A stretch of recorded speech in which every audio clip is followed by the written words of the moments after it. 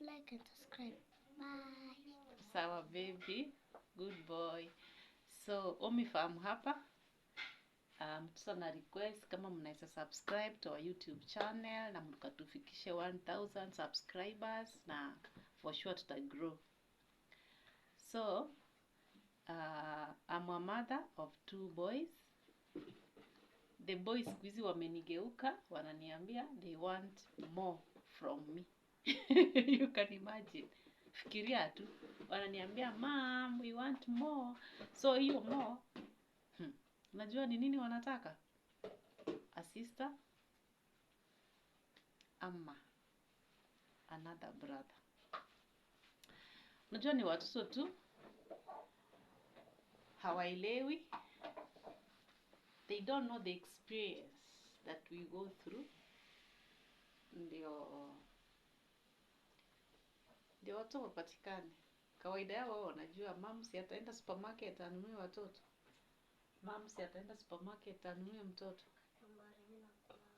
But it's good kuongea na wao. Tunawa make wana understand hao watu wanatoka wapi. Watu wangu wako 12 years, 5 years. I think hii age iko sawa tu kujua watu kutoka wapi. So ilibidi niwaambie si rahisi hivyo vile mnafikiria eti mnaniambia eti mnataka mwingine. Haikuangi hivyo. It's a process. It's a process. And it's not an easy one. It's a process and a difficult journey. Like after huyu mtoi wangu wa pili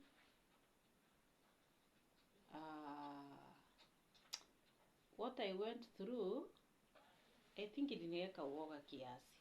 Okay, haikukuwa eti ni shida ama ni kitu mbaya, lakini unajua mtoi wa kwanza nilidhalishwa juu ilikuwa emergency.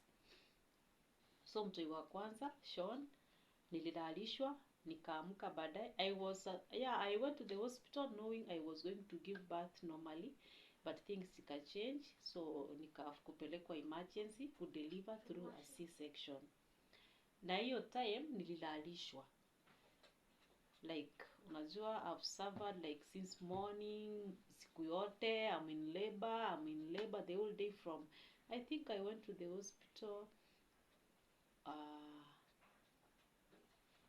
usiku, nikawekwa admission, nikaprocessiwa ningoje daktari akuje kunisaidia in the morning. So in the morning a doctor came from Nairobi hospital to the hospital where I was. The same doctor ndiye alikuwa amenipeleka through hizo clinic zote za mnazielewa mama. So hapo ndio nilikuwa naenda. So huyo doc akakuja akaniambia time ya kujifungua ikifika I choose an hospital zile yeye huenda ndio nikuje anisalishie huko. So nikajiadmit so I went to the hospital usiku, nikaprocessiwa, nikangoja morning ndio nikaweze kujifungua. Juu siku kwa daktari alikuwa amenia advice kulingana na scan mtoi anaonekana mkubwa, so what you do atutangoja 2 weeks ziishe upate normal pain. So kitu tutafanya mtoi ako sawa, ako 4 point already kwa scan. So what you do, come to the hospital to induce uzae normally ama nizae normal. So nikafuata advice ya daktari, sababu najua unaweza kosa kutii baadaye ukuje kuambiwa ulikataa kutii. So nikafuata advice ya my doc, huyo mwenye alikuwa amenipeleka through the process ya pregnancy. So nikiwa kwa hiyo hospitali it's a good hospital and I love it, I like it, I love it mpaka sahi. The nurses like wakani take care process zote na procedures zenye zinafaa kufanywa. In the morning my dog came in the morning ndio akuje kunisaidia kujifungua. So akakuja wakani induce at 9 in the morning, and then nikasikia dog akisema now I'm going back to Nairobi Hospital for a C-section. Akifunguka ile whatever they need, I think 8 to 10 centimeters, now call me. So deep inside yangu I knew, oh dama, kujifungua it's a process, it's not now, it's not anytime soon. Can you imagine dog atoke mahali nilikuwa aende all the way to Nairobi Hospital kufanya C-section, na pengine it's not one, maybe 2 or 3, and then akuje back kunisaidia, na sayo nishago ile uchungu. Hey, kuinduce iko na pain nyingine kali sana. So nikalia siku yote hapo. Wamama wanaelewa vile unalia hizo mauchungu zote, uko juu ya kitanda, uko chini, uko wapi. Ikafika around 4 jioni bado sijajifungua, and then the nurse who was attending to me akapigia dog simu, sasa akamwambia dog, now you can come over, now you can. So daktari akaitwa around hiyo masaa, akakuja, bado akapata ninaumia, lakini nimefunguka hiyo 7 to 8 centimeters. Bado wakaendelea kuniinduce, nikapelekwa delivery room. Kila niliona huko, I tried my best. Kila nilisikia next ni tuandalie theater, tunakuja. Nikaulizwa unakunywa pombe? So nikaambiwa sign. Nakumbuka nao nikisign hata kama nilikuwa nimechoka, nikakimbizwa theater. I think sasa nikiwa theater maybe they called my husband, sababu baadaye nilikuja kumpata kwa ward tukiwa kama dawa yangu imeisha kwa mwili na nishajifungua. So I think hapo waliona juu niliteseka like the whole day, kunilalisha kabisa, and which was good I think, sababu sasa mtoi wa pili nilikuja kuzaa bado CS, lakini kama ninaona hiyo ndio mbaya sasa. So hiyo mtoi wa kwanza nikasaidika kwa through CS, nikapelekwa kwa ward.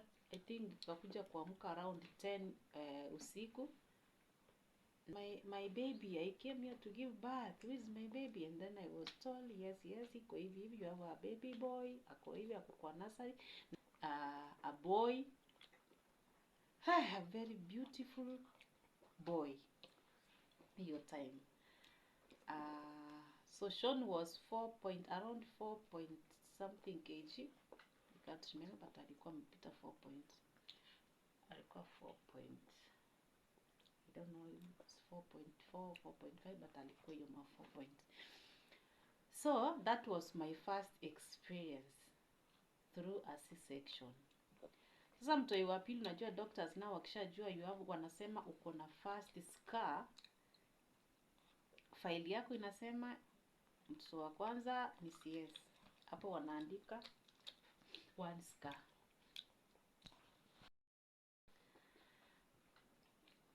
And then I think hakuna mtu anaweza taka kurisk maisha yake aseme yes juu kuna God, now that mtu wa kwanza nilipata CS, now acha ni try normal. Hapana, mtu tu anakuanga tu ako careful na kuna uoga juu ya maisha yake.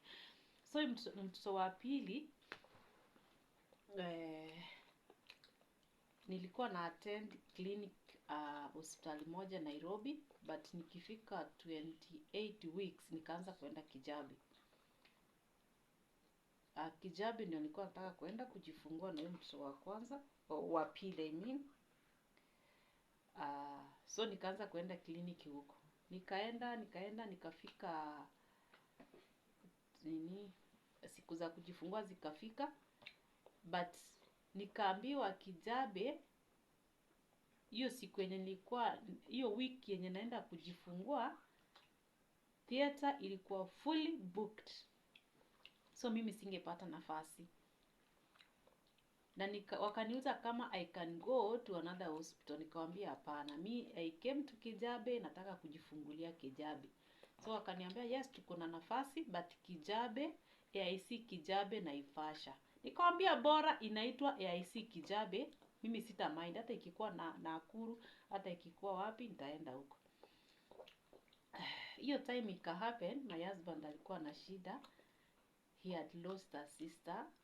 Hiyo siku yenye nafaa kwenda kujiadmit juu ya CS. It's the same day my husband alikuwa na make arrangement ya sister yake bila natolewa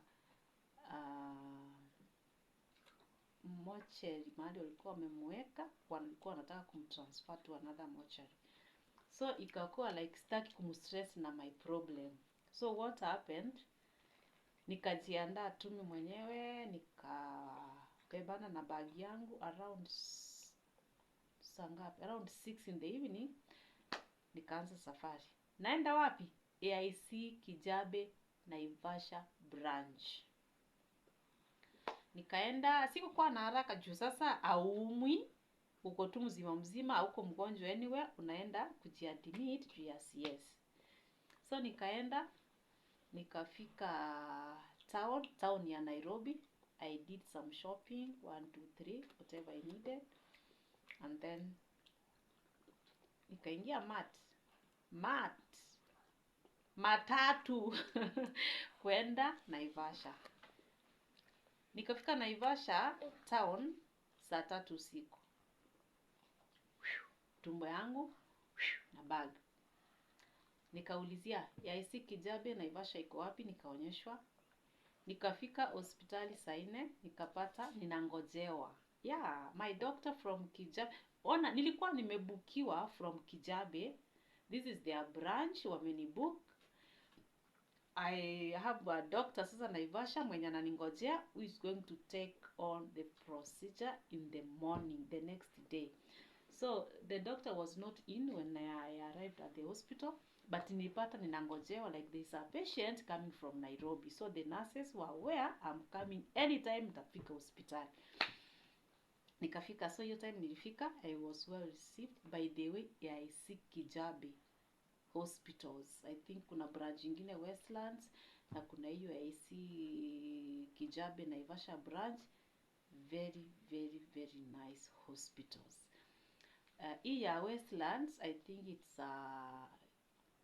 ni outpatient. Like maybe uko na review ya kwenda Kijabe Limuru, now you can do maybe a review Westlands. Ama you can go for a consultation Westlands, and then maybe if it's a procedure that needs a hospital kabisa, like wakutume wapi? Wakutume Kijabe ya Limuru ama Kijabe ya Naivasha. So nikalazwa. I was processed, I was prepared for a procedure and itafanyika in the morning. So in the morning, my doctor came,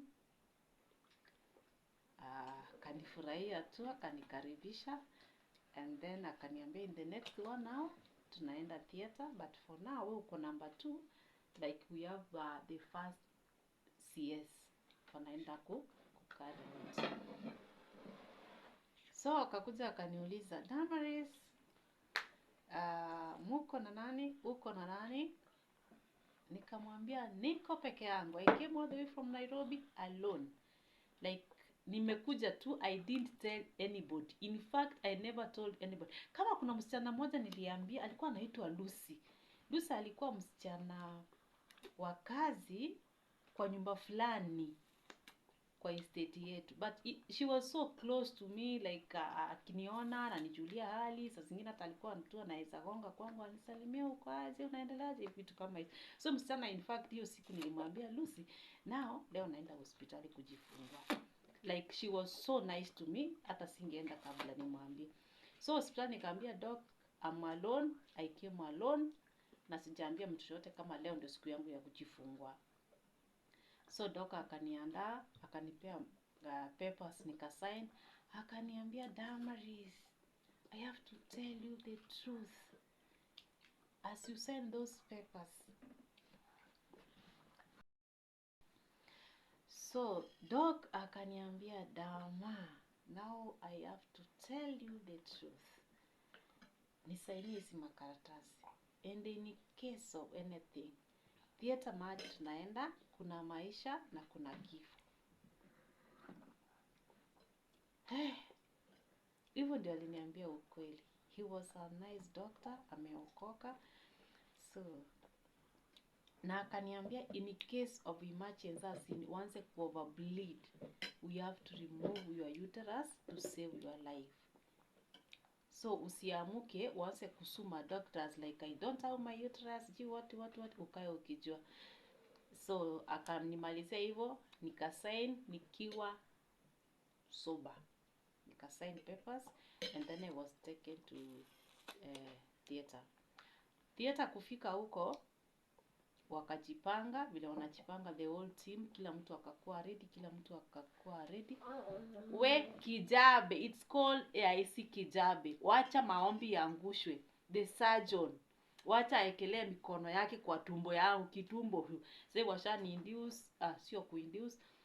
Wameniweka dawa ya kuganda yenyewe ni nusu, ujue uko macho unaona nini kinaendelea kabisa, ni ile tu huwezi sikia uchungu. Like the whole process, the procedure vile inaanza, kila kitu nasikia wanakuambia sasa tunaenda kukata, sasa tunaenda nini, and then unasikia kuka feeling vile mtu sana anafuruto from your uterus ama hivyo, una feel hiyo feeling but you don't sikia uchungu. But ile kitu iko hapo sasa ni uoga. Unaona roho inaenda du. Hapa nyukando yako unajua kuna mashine, unaona vile inacheza tu. Unaona vile inacheza na roho yako. Unaona vile inacheza na roho yako, uko like God. So doc, huyo surgeon aliomba aliomba. If I can tell you what he said in his prayer, he said, God, I'm just a human being. I'm a doctor. Shikilia hii mikono yangu. As I'm going to start this procedure, shikilia mikono yangu. Wewe ndi unapeana maisha na wewe ndi unachukua maisha. Na kuomba Mungu, kama kuna dhambi yote nimefanya ambayo itazuia, he confessed. He cried before the Lord. He humbled himself before God. Huyo doc aliomba. So after that, kawaida tu they have to confirm if they have the right patient. Profile yako lazima wairudie. Wajue wewe ndiye Damaris, yes. Uko 20 years old, yes. Umekuja leo kama jana, yes. Uko na first scar, yes. Hivyo lazima wa confirm profile yako vizuri before they touch you. So they confirmed and then they were like, Dama, now tumeanza procedure. It's a nice experience if I can say. Kwa wale mkolo roho ngumu, lakini kama wewe ni roho ile ina dik naisa shtuka. So like it's a procedure which takes around, ndio kukatwa kutoa mtoto mpaka kushona, it's around 45 minutes. So 45 minutes ikiisha or less. Kukata kutoa mtoto ni dakika kidogo, and then sasa kushona nini ku make sure kila kitu kiko sawa, and then ndio maana inaweza fika 45 minutes. And then now they take you, after wamekuonyesha mtoto, now they take you to a recovery room, mahali wanakumonitor kwa madakika before they take you to a ward.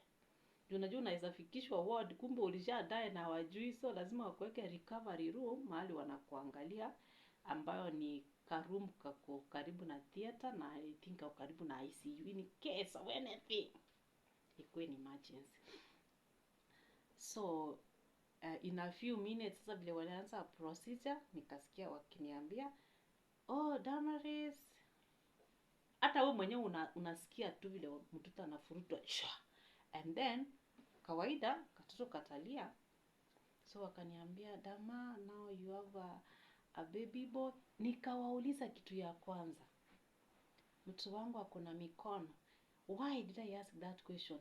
Nikiwa kwa wakati niliendanga scan niende kuona the gender of my baby, I think I was around 7 months.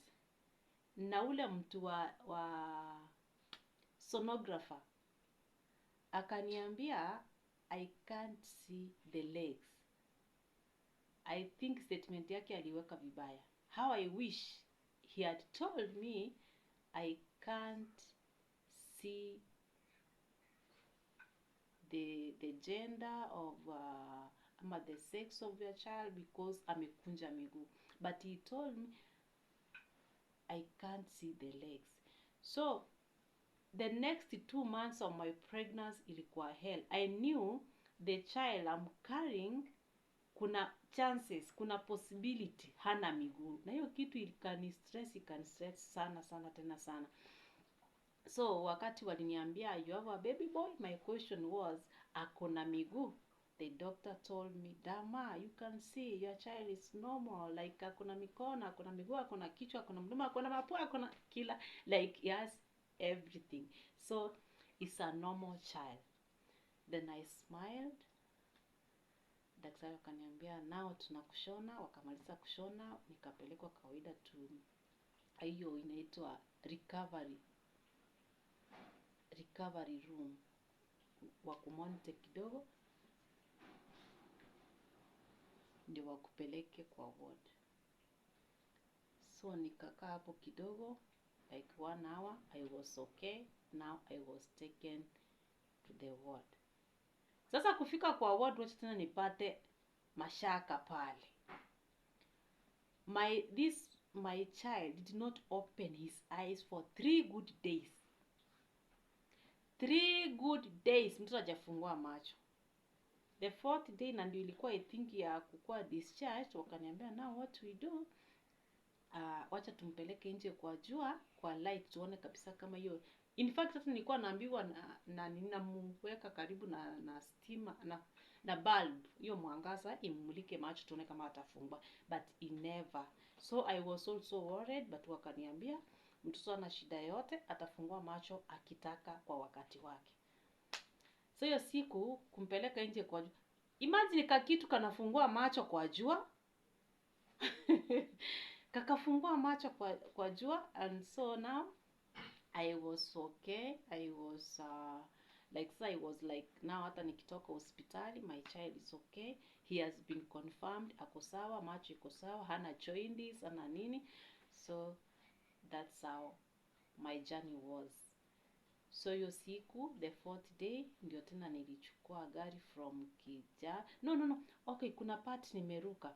Hiyo siku after nimetoka theater, ndio niingie theater, nimesign makaratasi kila kitu. I called someone special, a woman, someone special. Sitaki kumtaja majina ndio mwanze but anyway, I called someone special. Nikamwambia now my phone is off and naingia theater, ingia kwa maombi. That's what I told that woman. Ingia kwa maombi. Na mimi ndiye nitakupigia, wewe usinitafute sababu naingia theater. That's the only person I told, that's the only person I called, that's the only person who knew nilikuwa hospitali kujifungua. So mimi nikaingia after kujifungua. Now I called my husband. Hiyo siku yenye my husband nikienda hospitali kujiadmit, my husband alikuwa aenda apeleke mwili ya sistake mortuary and then aende kazi night shift.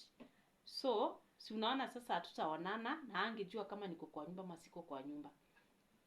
Na nika make sure sitachukua call yake in case anipigie usiku ile ya kuniuliza how I'm doing. So nika make sure sitachukua simu, nita ignore tu. So nikiwa after imagine nimeingia theater, nimejifungua, sasa ndio nampigia nimepata mtoto. Akaniuliza, what? Nikamwambia yes, niko Naivasha ya IC Kijabe Naivasha, na nimepata mtoto baby boy. We, akafurahia. It was a surprise. Akafurahia. Akaniuliza, are you okay? Yes, of course I was okay. So mi nikaendelea na, and then nikapigia that woman who was praying for me nikienda theater, na nikamwambia thank you very much for your prayers. Nimefanya nini? Niko sawa, nimetoka theater and I have a baby boy. So that's how my journey was. And then sasa here, the children, these two boys are here now after going all through hiyo. Sijui mmesikia hiyo story? Wanataka nizae mtoto mwingine. Eti hawezi kuwa wawili. Wanataka wakue 4. How? 4, 1, 2, 3, 4. Am I going to the market to buy another child? Is there a supermarket which sells babies? Oh, my children. That one, it's not possible. But in case it happen, sababu mipango ya Mungu nayo ni tofauti na ya binadamu. In case it happen, it's okay. But not anytime soon. My sons, I love you very much, but not anytime soon. So don't expect a brother in this house, another brother or a sister. No. I'm comfortable with you two. I want to give you the best. Nang'ang'ana na maisha, niwapatie maisha mazuri. I'm very, very comfortable kuwa na nyinyi wawili. I'm blessed. In fact, I'm blessed to have you two. But pressure msiniweke, because I'm not ready for another child. I'm not ready for another pregnancy. For sure, I'm not ready for another pregnancy. CS. Another CS. Sign these papers. I'm not ready again. But it happen. Sababu Mungu naye ni nani? Mungu ni Mungu. Ni sawa tu, nitashukuru. So thank you very much for listening or watching my video, for my experience vile ilikuwa.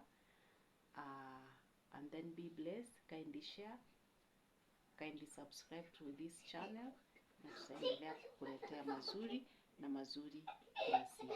Bye bye. I love you family.